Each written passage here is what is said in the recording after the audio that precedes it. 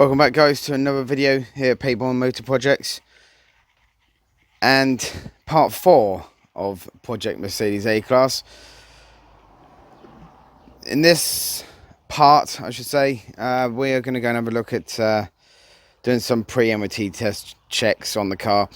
Now, if you remember in part 3, if you did see part 3, if you haven't, go and check it out. It's at the end of this video, and also you can also quickly skip back, check out part 3 before you follow on to part 4, because part 4 does actually follow on from part 3. In part 3, we did a bit of, we put engine condition, oil conditioner, I should say, in the engine. See if we can try and muffle that noise down of the engine. Now, we checked it, but the engine was warm and there was a slight noise, but not that bad. Now, I've put the car back further in the driveway, put it up against the wall out of the way, and while I was driving it, the noise got a little bit louder. So, it's still there. I don't think it's really done anything, but I'm still going to go ahead and do the pre-test checks on the car. It doesn't cost me anything to do. It's literally just check to see if it would actually pass an MOT. Is there anything else wrong with this car other than just that noise? If I can tick off everything with this car and literally be, okay, it's just that noise in the engine, then there's still a good selling point of this car. I've got a list of everything that I need to check on this MOT pre-test check. So I've got a I've got a two pages worth of from the government's website as to what we need to check on the car, or what they actually check on the MOT. There you go. It narrows it down into categories. As you see, brake, steering, visibility, lamps, axles, wheels, tyre, suspension, body structure, attachments, other equipment. Oh yeah, and the seat belts as well, structures and corrosions and stuff like that. So literally there is a big list here, but to be honest, most of that won't take that long to do. Most of the stuff I know already to check. Some of the stuff I thought I'd actually just get a little list of stuff so I don't miss anything. But normally whenever I do these checks, I just quickly get the car up in the air, get underneath it, have a look at everything underneath quickly.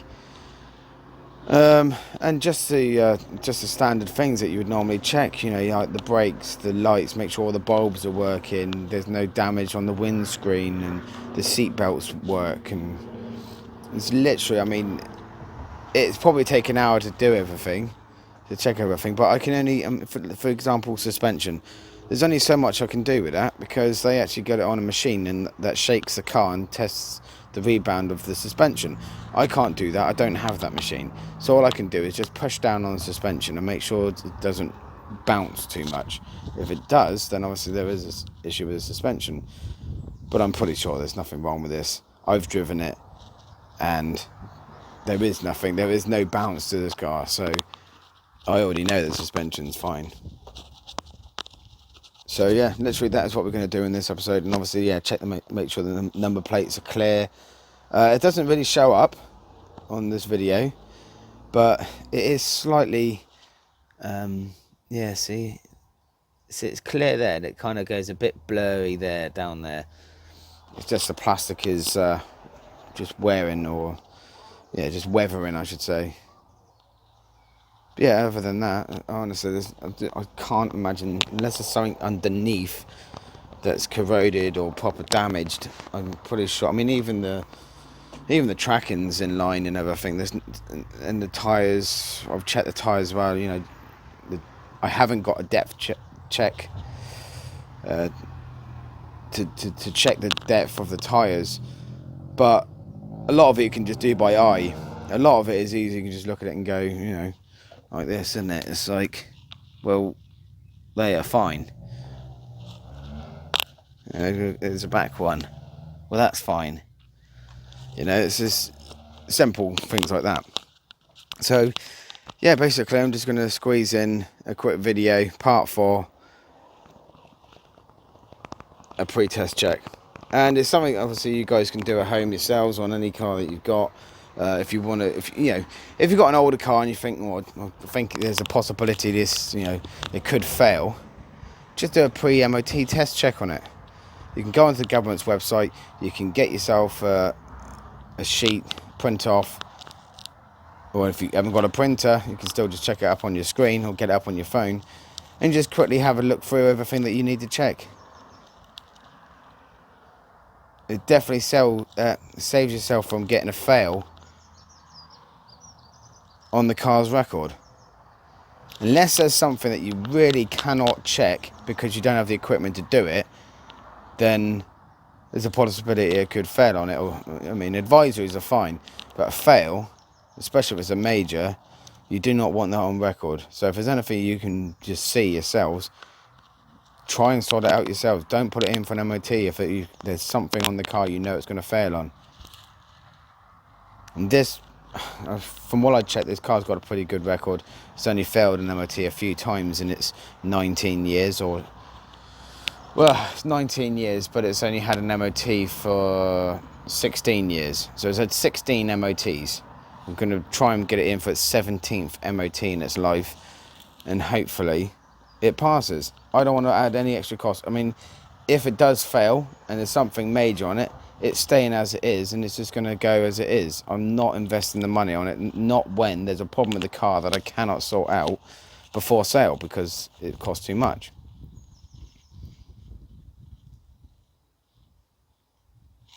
So there we go then. So we're going to get on then. Going to go through it and going to see exactly what's wrong with this car. If there's anything else other than the crankshaft that's wrong with it. I hope to God that there's nothing else wrong with this car other than that crankshaft. But it's the best way of finding out before I put it in for an MOT. Before I pay for an MOT for the car, which is about 40 quid, to then find out that it didn't pass the MOT. So I want to test it out for myself. If you've got a newer car, there's no point. It's probably fine. Just chuck it in for an MOT. A car of this age definitely needs a pre-test check, and it definitely saves you a lot of money and saves yourself from getting that fail on its record. So, right, let's go and check out the first thing then. So first things first, it is literally just visibilities and stuff like that. So literally just a quick walk round, make sure the number plates are readable. The number plates are starting to go on this car. Starting to fade a little bit, but you can see that clearly. I've already showed the back one.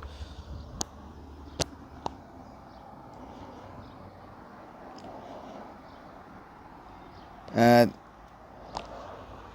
I said, it's a bit hard. I can't check the brakes because there's a lock and wheel nut that I don't have for the car. I've had plenty of time to order a lock and wheel nut for this car, but because I've been umming and ahhing as to what the hell I'm doing with this car, I haven't bothered ordering one. Same with the wing, I haven't bothered ordering one. I have found one on eBay for 30 quid. A bit more than the £12 one. To be honest, I looked at that £12 one and the condition of it was pretty bad. Now this one that I found has got a couple of marks. I am going to get rid of it, like the scratches. We're trying to buff them out as best we can, but there's nothing I can do with this wing. So 30 quid for a new wing.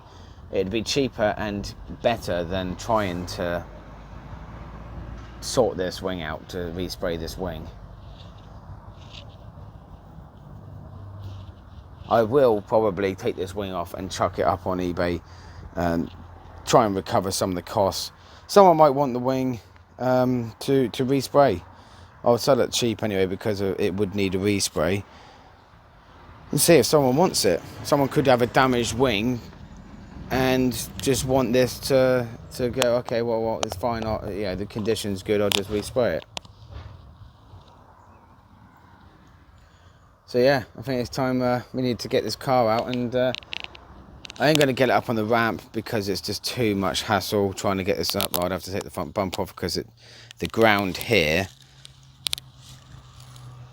is not even enough for the ramp, so the bumper tends to catch on the ramp. So I'm not going to bother doing that. I'm going to literally just jack up the car and have a look from the inside on the brakes. I'm going to go around. I think it has got discs all round. Yeah, it's got discs all round, so I need to check the pads, check for scoring on the discs, if there's any like deep lipping of the discs. So yeah, let's go and check that now. Right, next thing to check is the brakes and suspension. Can't actually get the wheel off because I haven't got the locking wheel nut there. Everything is fine, suspension is fine, as you see, no leaks. As I can do from it jacked up, when I can put it down, I will give it a bit of a bounce test to make sure there's no excessive bouncing. Everything's fine in there. Tyres as well, as you see, good grip on them.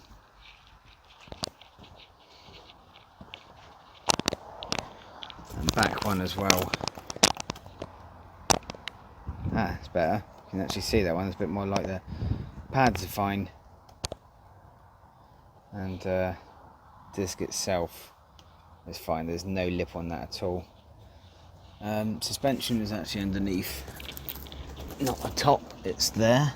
There's a spring and your shock behind it, and as you can see, they are fine.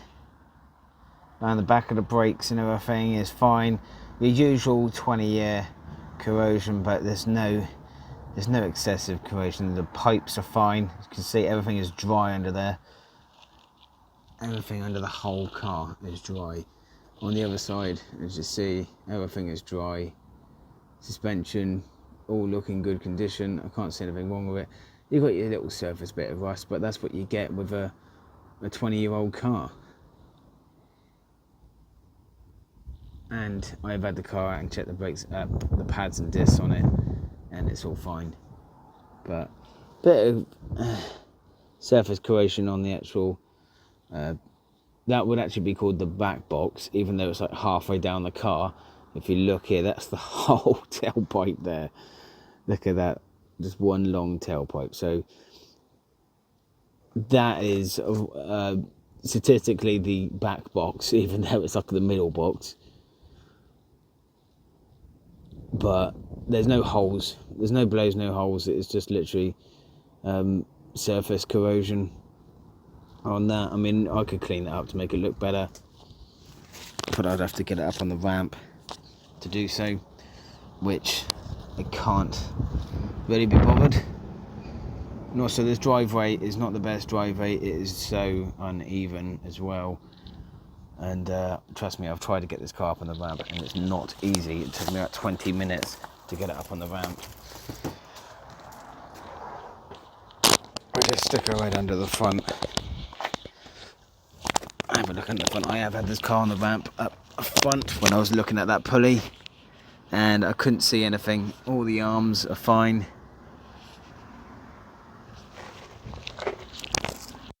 Let's see. Yeah, it does actually look fine.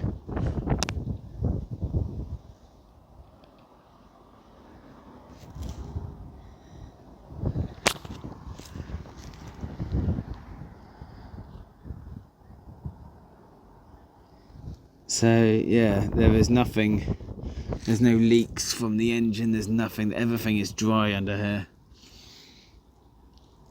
So everything is looking pretty good. Like I said, I've checked all the brakes. Brakes are done. Tyres are fine. I mean, well, I can only show you this side. The other side's against the wall. Got a busy driveway today, so I've got a couple of cars in front of it, so I can't be bothered to move everything out. But for the sake of this video, I will do just this one side. But see, tyres are fine on this side as well.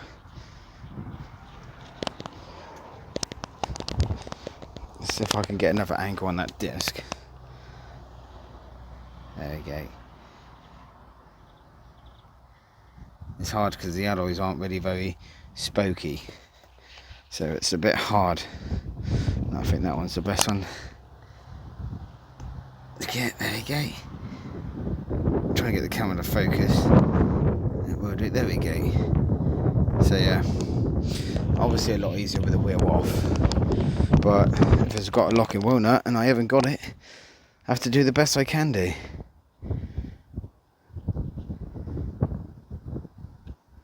But like I said, I've got to get the lock and wheel nut. Obviously helping with the MOT. Right, next thing then is obviously the steering. Obviously it's jacked up, so I'm going to do everything I can while it's jacked up. I'm not going up and down with it. Like I said, I've checked all the arms. Let me just check the back arms. But the steering is another thing to check.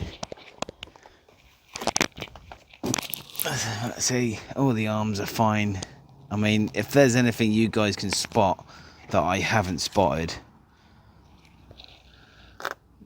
please do give me a shout in the comment section, because I'm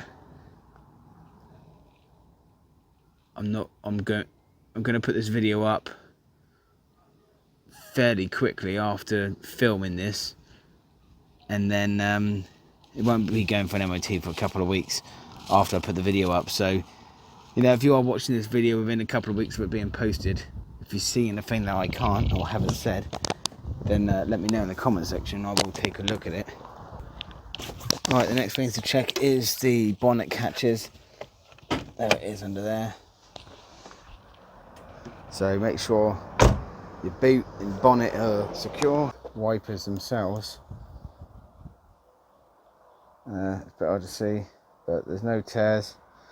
I can't focus because obviously it's got something here, and then obviously there's something in the background that's trying to focus on, but as you can see there was no tears. I thought, oh, you should be able to lift that up if it was ripped, but it's not teared, see? So that is fine. All the windows, no scratches, no deep gouges, no cracks or anything like that. Windscreen wise as well, it's the same. There's no gouges, no scratches. It's got to be a big scratch within the driver's view, which I can't see. And again, condition of these wipers are fine. Yeah, it will come out of focus. It's trying to focus on the house. If you can see that in a blurry vision, because it's focusing on the windscreen, it's fine.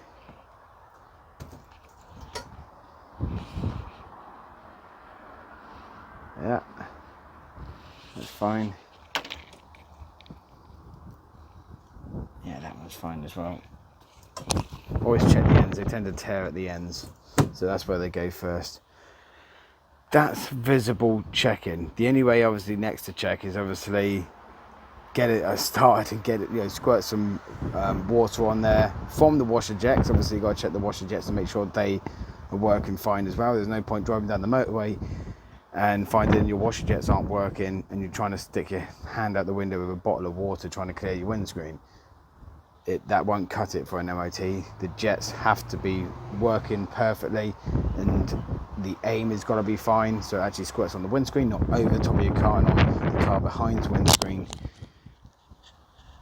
And obviously the wipers actually clear it off clearly. Might be a bit difficult because the screen's a bit more dirtier than usual, because obviously it's been sat here for about a month now since I last cleaned it. Probably about a month and a half, I think. So it might be a bit more smearier, but yeah, checking it, everything seems to be fine. Wipers, glass, stuff like that, the bonnet catches, boot catches, again, they're all fine. So that's another thing ticked off. Right, inside the car, there's some things to check. Obviously your rear view mirror, so your field of view from behind is fine, as you can see. Nothing wrong with that mirror. And obviously there's no obstructions to the back. I can see clearly out the back mirror. And also the lights. I'm going to give this car a bit of a start up. So there we go. Right, lights then. Lights on full. Actually, I'll do the side lights first. Sorry, I got like a big view of the camera, steering wheel then. A bit hard to see in the day. There one, you can see that there. So lights are on. Also, you want them. Okay, I've got a bulb out. MOT failure already. There was a bulb out. So that needs replacing. Okay, that's one thing that needs doing.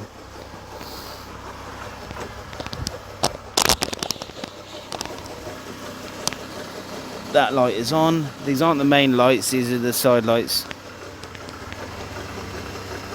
That side light's on.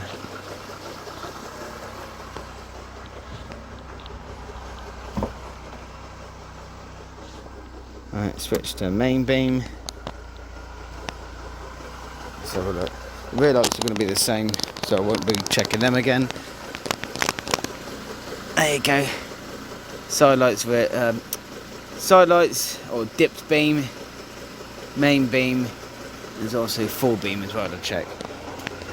But yeah, those two are fine. So both lights are fine. I cannot check. You'd have to do the beam alignment. I can't do that. I don't have a machine to do that.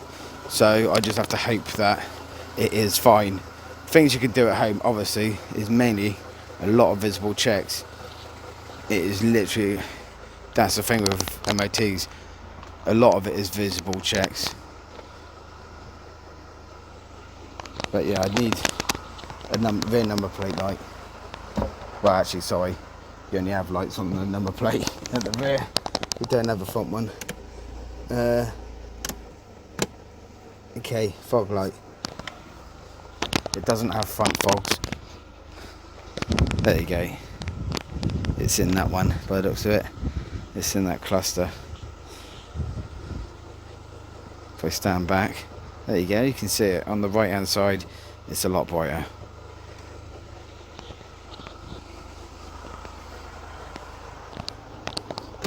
Turn that off. Obviously brakes, that's going to be hard for me because I'm on my own. So I can't check it, so I will do that another time. But,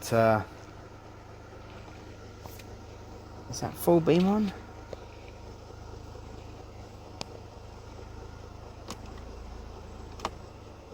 Okay, sorry, the full beam was on.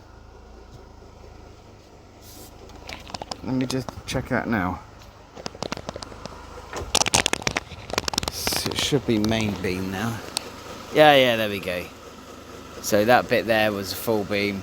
That's main beam, and the little one up there is your side beam, or dip beam. Actually, sorry, that's your side light. Your dip beam is your main beam. That's what I mean. There you go. Side light, dip beam, and the full beam is off, which that should be. Right, now to check the indicators, make sure the indicators are all working. Like I said, I'll do the brake lights off camera because obviously I need a bit of help with that. I'm on my own. So it's alright just checking the bulb, but you need to make sure the mechanism's actually working. So there's no point just putting your hazard lights on and going, oh yeah, all 4 bulbs are working. But if the electrics are gone on your indicators, though the bulbs work, it may not work. So it's best to do left and right first. There you go.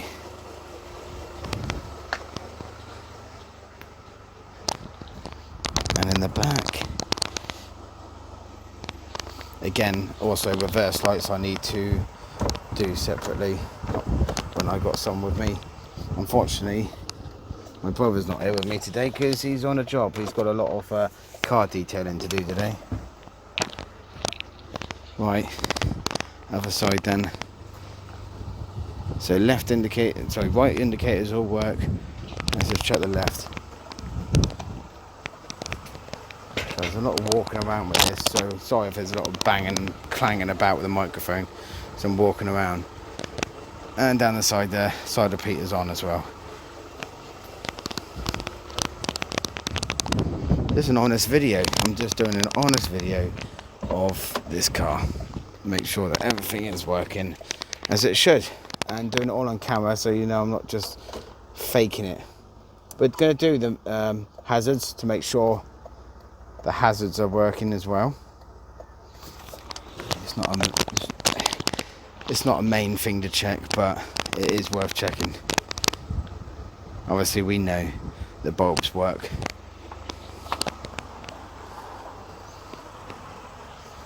Yeah, side there, fronts, and that side. Right, there we go. That's all the lights. Oh, sorry, I got my finger over the camera. I'm trying to do it with the other hand. We can see there that the dashboard is lit up. Again, I'm doing it in the day, but if I turn it off, can you see? Can you see that difference? I'm sure you can. All right, there we go. Let's hold it there. That is on. Yeah, there we go. That's a bit darker over there. That's on. That's off. I can see that on the camera, so hopefully you guys can as well. But there you go. That's the lamps. That's all the hazards working. Lights flashing on in here. Again, can't do the fog lights because I haven't got fog lights. Reverse lights I can't do until I get someone with me. I haven't got a trailer, so I can't check all that. Electrical one, battery and stuff like that. I will pop the bonnet because I need to check all the fluids as well, because that's something else I need to check. But yeah, we've done all the axles, wheels. Oh, actually, I've got it down.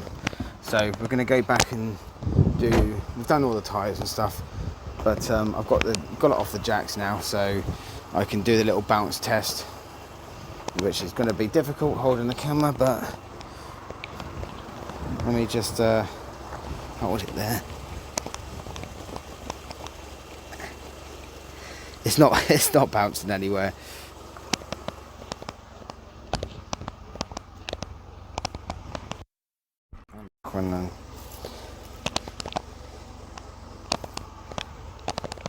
It'll be best if I stand inside. Best way to do it, rather than pushing on the bodywork. Stand inside the door and literally just jump on it. So you stand on the door frame bit, and you put your feet, just jump up and down on it, make sure it bounces fine. There was a little bit of a creaky sound then, but that's nothing. Yeah, just like that. Stand on there, give it a bounce.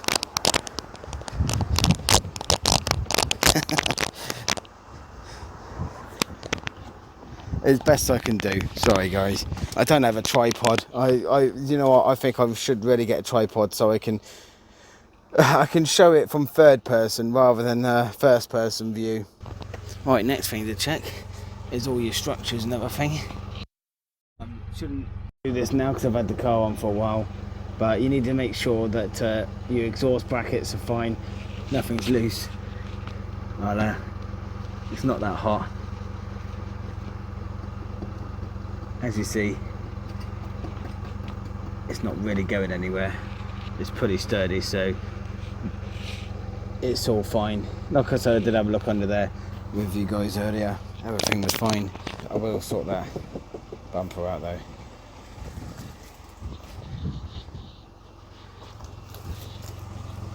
Down this side is fine.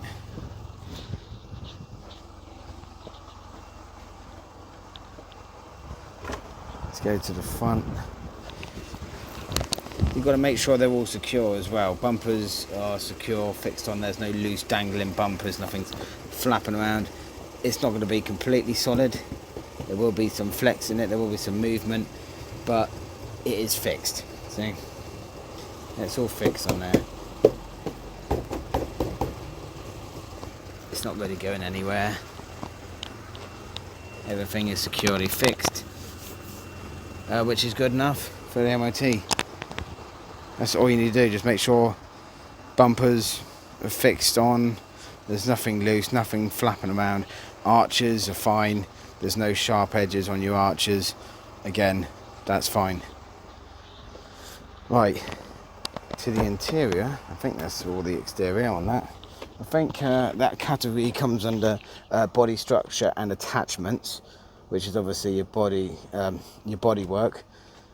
So structure and attachments, including exhaust system, which are checked in bumpers, body and interior. So obviously you've got to check all the doors, make sure they work. All the handles have got to work for emergency purposes, such as if you have a car accident and you're knocked out and someone needs to get you out because the car's about to catch on fire. And you can use the doors. Door handles need to work. That is one of the main reasons what it's for. Access points. Well, we've already checked the boot. We know that boot works. There we go. That works. I don't think I can reach that one down there, but as you see in the videos in the past, it does work. So that all works. I can't even remember what else it was. Yeah, the doors and catches, seats as well. So we're gonna go back in, check the seats. All these seats have got to move, okay? Not so much the back seats, but the seats go out. So there we go. Seatbelt works. There's literally probably just a little tug on the seatbelt. So yeah, you got to check all the seatbelts. I can't pull that. Obviously that works fine like that. Does it retract? Yep. And it locks when I put it.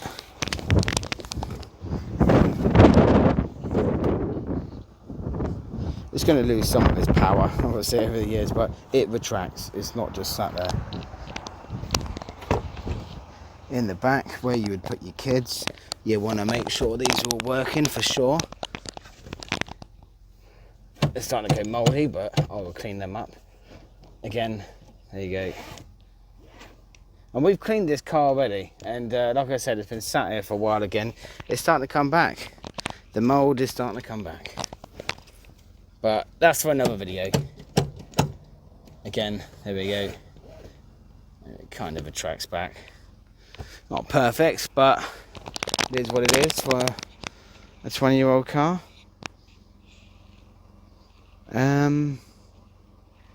Yeah, I've got to make sure the seats move as well. All of these seats, I think, do fold down. Not 100% sure how they work. I think it's that lever there. I've got it. Sorry, guys. All right, there we go. They do fold down. And do they lock back into place as they should? The camera's going all over the place here.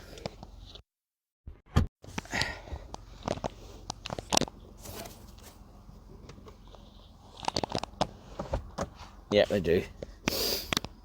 And they don't move as well. Let me just show you that I'm actually pulling on them. There you go. So they're not moving, which is good. Obviously, if you had a car seat in there with your kids in, you slam your brakes on, you don't want the back of the seats going forward. These front seats, obviously, guys, it's so much easier to do this without holding the camera. So bear with me, I'll do the best I can do holding this. It's so much easier if I had someone with me, but guys, you know, you got to do what you got to do, and I'm on my own. So let me just, okay, that goes forward, as you can see in here. Let's just check driver's side, which typically it's on the other side. So there we go. There we go. So seats work.